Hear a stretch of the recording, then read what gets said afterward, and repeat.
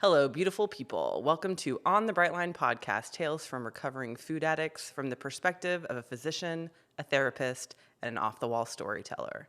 We are not affiliated or endorsed by Brightline Eating, and all content presented in this podcast represents our personal opinions and does not represent medical, nutritional, or psychological professional advice.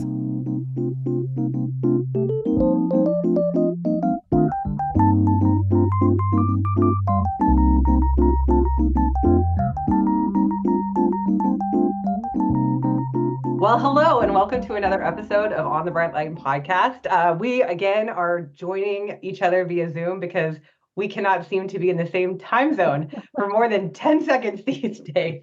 So anyway, I miss you guys desperately. I'm so sad that we can't be in the same room, but I'm glad that we can get together and do an episode or two, even if we can't be in the same room. So today on the episode, we've decided, because we've actually had this come up, and the reasons why we haven't been able to be together is, what do you do when you're sick?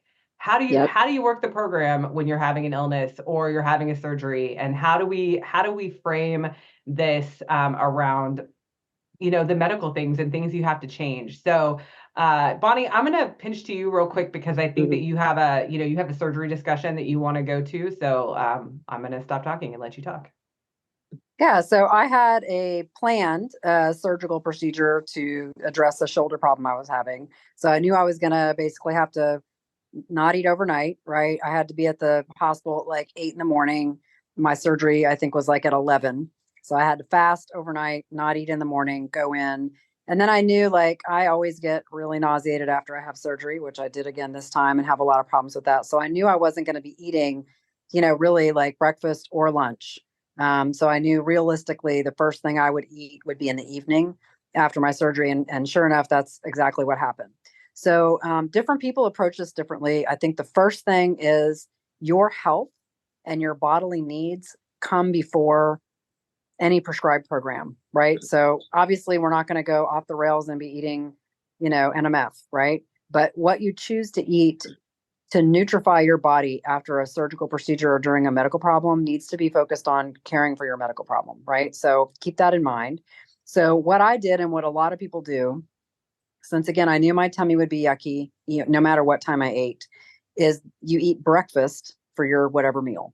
And some people eat breakfast for breakfast, lunch, and dinner for a couple days if they've had a surgery and then just, especially if it's a stomach thing and you're going to be having trouble getting your tummy on board, a little more fruit with a grain and a little protein and not too much fat is actually just easier to digest, right? Than salad or, vegetables or that type of thing. So what I did is I actually make a little pre-made, like just an oatmeal muffin, which is just oatmeal, the fruit and the egg.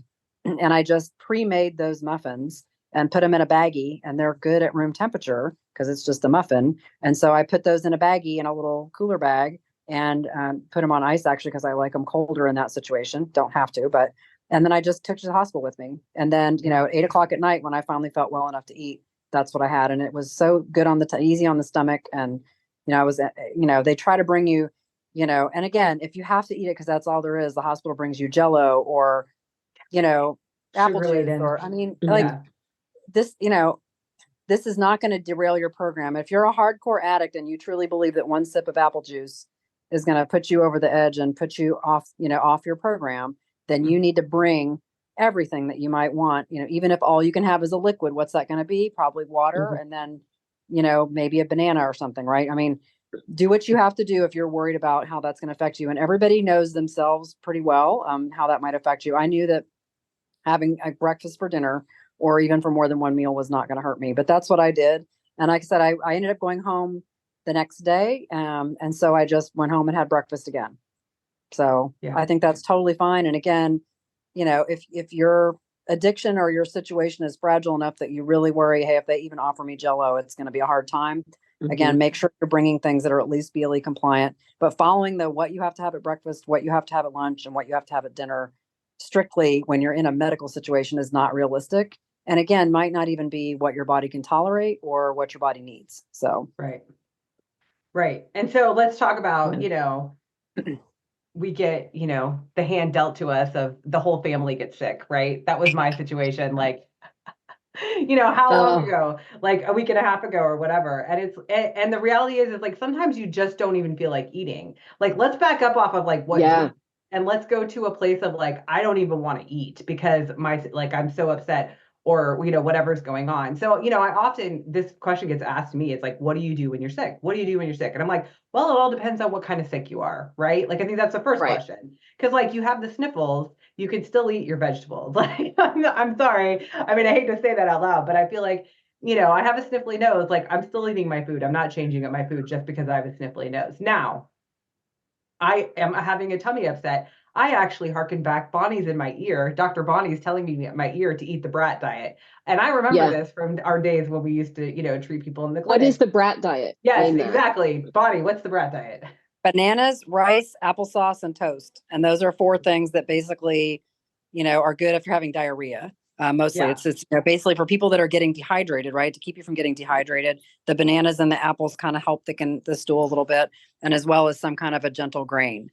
And I think when you're talking about like if you have a cold, I had COVID or something like it. I can't even remember now. A few months yeah, ago, Hmm. and as I was kind of still coming out of having a fever, even though I didn't have a GI problem, I just felt terrible. And yeah, just the idea of the vegetables, I just couldn't. And so I think Yeah. for like a half of a day at least, I had for lunch and for dinner, I had a piece of, the Ezekiel bread, which is the whole grain bread that we're allowed to right, have with a little bit of butter on it or margarine or whatever. And that's like all I had because that's all I right. could. And Yep. again, She's I saying did not margarine eat, because she doesn't eat dairy, guys, just I so don't eat everybody knows. dairy. She Yeah. doesn't eat Yep. Yeah. dairy. Yeah. There's nothing So, wrong with butter. There's nothing wrong with no, butter. you She can have doesn't it. eat dairy. But like I just didn't have the protein or the vegetables or the fruit, right? I just all that Right. felt could go down, was a piece of toast. Now, when you're done with that and you're better, then you've got to really be mindful. If you got a little bit of zing out of getting just the bread for dinner when that's not normally something you have, right? Then you're going Yeah. to have to, you're going to have to address that. But I think, like I said, when you're really sick, you've got to just give your body what it needs. Yeah. And I've gone to like eggs and rice. Like that tends to be I'm like, and I've been sick like twice with the tummy bug since I've been on BLE. And both times like that, because I felt like protein was to keep the protein in was important. And the eggs were, obviously bland enough that I could stomach that. But the rice just really helped with the, Yeah. with the GI stuff when I wanted to eat. But again, like both times when I had a tummy bug, there was like a day that I didn't even eat because I just couldn't stomach anything. So I think that Yeah. just stressing about making sure you're being militant on meals and all that kind of stuff when you're having any kind of illness, like you have to, like what Bonnie said it, like you have to take care of your medical needs first, And right? I've seen people in the community talk about like I'm going through chemo, right? I'm Mhm. going through therapy. I'm going to be nauseated for weeks. And it's like, Hmm. you need to get your protein in. And if what you need to do is drink Ensure shakes to add extra protein, because you can't even digest much solid food, that is not breaking your lines, even if it has sugar in it. Um, it's getting the medical nutrition and supplements that you need to stay healthy and heal your body.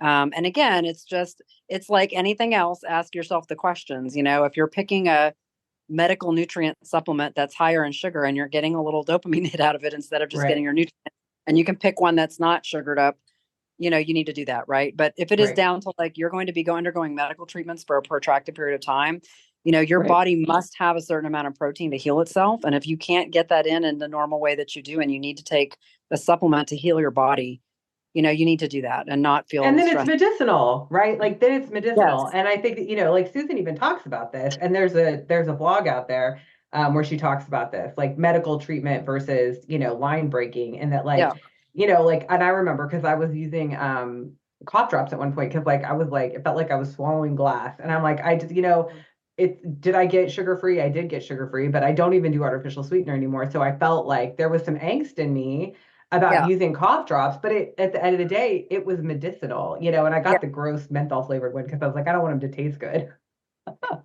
But again, like that's my personal choice. Like my personal choice Yeah. was I can do that and be okay and not feel like I'm breaking my lines. Yeah. So Robin, you've been really quiet. I want you to talk. Well, Sorry. yeah, and I'm getting over a cold as well, and Still so sick. so yeah, I'm over it. I just sound throaty, right? So it's that piece of the only thing that sounded good to me was scrambled eggs. I could eat scrambled eggs, and then I can't stand the boxed chicken broth. I think that tastes disgusting. So I will make my own homemade chicken broth. And that was really soothing for me to be able to have that, because hydration is so important.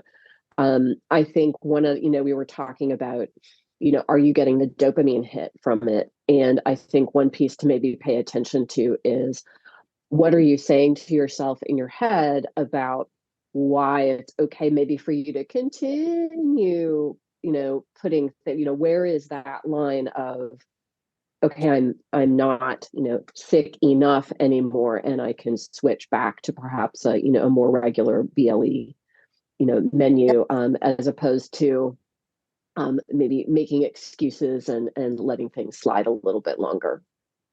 And I think that speaks to the food neutrality. I mean, I think that's the Yep. reality, is that the more neutral you are around the food, the easier it is. I mean, because like for me at this point, and I'm not saying like I'm healed. I'm just saying like the day after, I'm like, I'm gonna go back to eating normal. Like what I Yep. ate, and maybe I won't be able to finish the whole meal or whatever the case might be, but like I'm gonna go back to eating normal, and that's what I'm gonna try and do, because I feel like I'm better enough to do that. And I think but that's the internal battle, right? The internal struggle of figuring out like how do you just slide back into what the routine is, instead of making excuses of, oh well, I kind of still feel bad, so I could, Right. and that's right, but that's the bar. I see Bonnie's face. That's the I did bargaining, that with right? I've done that with cough drops. I mean, I didn't get the ones Mm. that don't taste good, and I was really sick, right? I mean, I think I did that even before I was in Bright Line Meeting. I'm like, I still need a cough drop, and it's like, it's just, I mean, we're addicts, man. We're addicts.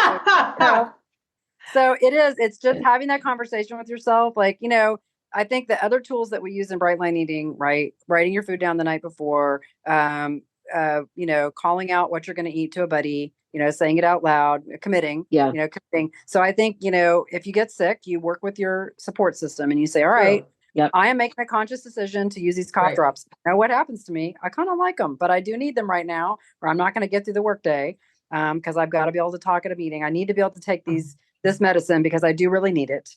But I want, help me be accountable each day. I'm going to check in with you. And if I'm at a point, I want to just ask myself and have you ask me, do you really still need them today? Or is the cough subsided to the point where you can take a decongestant tablet and drink some water or some hot tea and be okay? You need to put the cough drops away. Right. And so Right. I think they're just, just like everything else. Whenever you make a change in your plan, you want to bring in your support system. Like it's time to make a food ad or, or whatever. You're going to make an adjustment. It's always smart to bring in your support system, have accountability around it, be curious about it, ask yourself the questions. Is this escalating? Is this messing up? PHEW. Yeah. Pew. Say what Or pew is. P, like pew pew, like pew like a gun. So PHEW. Oh, P I is, don't know. Now you're going to ask me what they stand for. E is escalating. W is weight. P is peace. Oh, what do is I have peace H? around it? Is it escalating? Behavior. Am I gaining weight There's an from it? H. I don't know what it is though. Sorry. We're I'm sorry, terrible. guys. We are horrible at this. We are We're too horrible. tired. We're too tired. It's been a stressful few Life weeks. is All lifey, this. guys. So we can't come up Life with it. has The gotten acronym is really PHEW. That is the acronym. And Tony Wade could probably call that out for us because I'm he's sure he done it can. before. If So he's watching this right now, he's like, "Oh, these girls." yeah, he's like, Yeah. "You ladies, write it down." I can hear But him. yeah. He's like, put it in your phone. That's what he always says when people are like, oh, I'm late to something. He's like, put an alarm on your phone. Yeah. So I think that's the thing is like any other alteration or change in your program, view taking care of your body when you're sick in that way. Again, let's say you're undergoing cancer treatment and really you're going to have to eat, you're going to have to do Ensure, you're going to have to eat food that's off plan completely because there's just some nutritional element you need or whatever, make a plan around it, check in with your support system about it and track it and get curious if you're having trouble sticking to the plan you decided on, figure out why. I mean, when you're sick, when you're dealing with, I'm traveling right now because of family health issues, that any added element of stress is just, we are all at risk for falling back to our food addiction because I have used food addiction my whole life to cope with stress. And so the bigger the stress, the bigger the risk for me.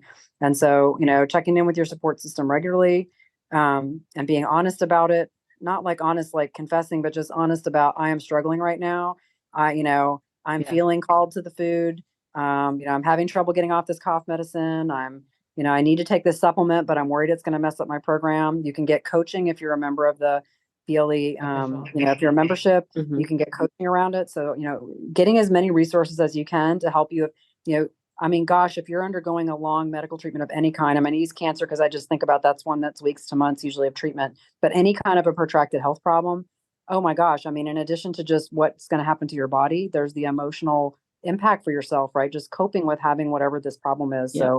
So, be kind to yourself. Don't be judgmental of yourself, but be honest, because, the hope is you're going to heal and you're going to get better. And then you want to continue to be healthy because you're taking good care of your body. And that's what this program is. So yeah, reach out for support and stay connected.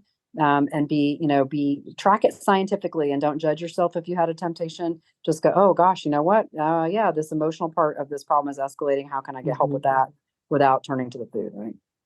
And I think it's about, some of it is also about pre-planning, right? Knowing that something's coming, right? If you know you've got a medical procedure coming, what are you keeping in the house to be able to manage that so that you've got what you need, right? I'm an anal retentive planner part, right? And I like knowing, okay, I've got the things in the house that I'm going to need to get through that time.